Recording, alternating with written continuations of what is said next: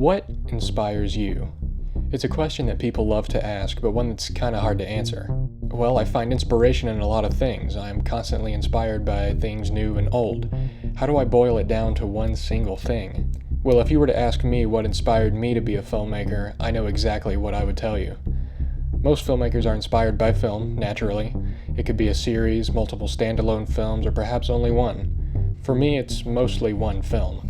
A little-known movie released in 1993, directed by Steven Spielberg and written by David Koepp, and based on a novel by Michael Crichton. A little movie called Jurassic Park.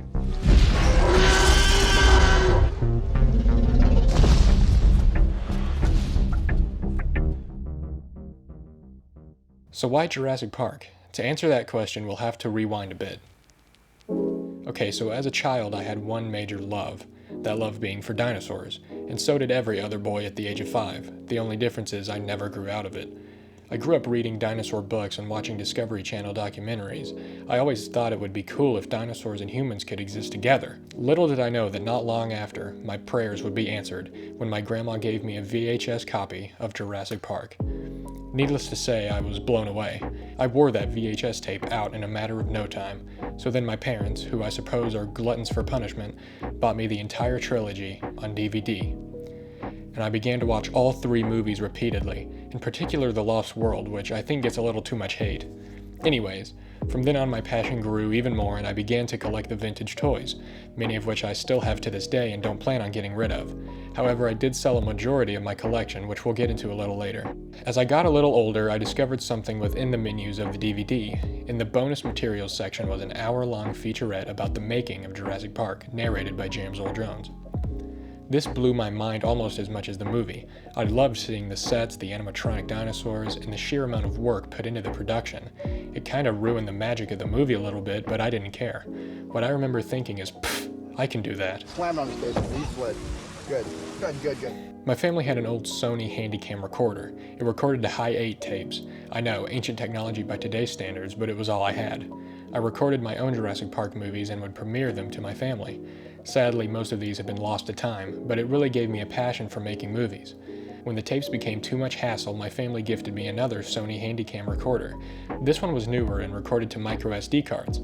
This new camera allowed me to really get more into the editing process, and in turn make my homemade movies better. I began to film more live-action stuff with friends and family. I then started to get more into cameras and the gear side of filmmaking. I learned about exposure and lens types and all the basics of film.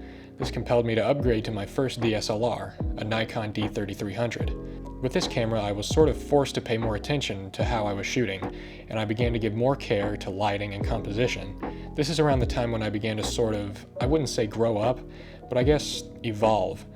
I realized that I needed to start selling some of my collection so I could afford better camera equipment.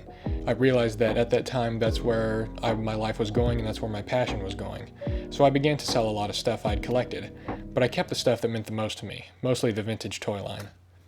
I hope someday when I have my own space for editing and whatnot, I can have my little shrine to Jurassic Park.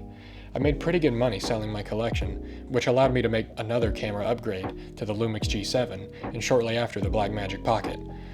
I also bought new lenses, a gimbal, and many more unwarranted purchases, all the while I was getting more into film, and watching a ton of movies and really engulfing myself in the art of filmmaking.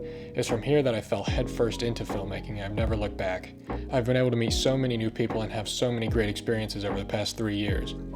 I am making this video as kind of a thank you letter to Jurassic Park, and I attribute where I am today to this film.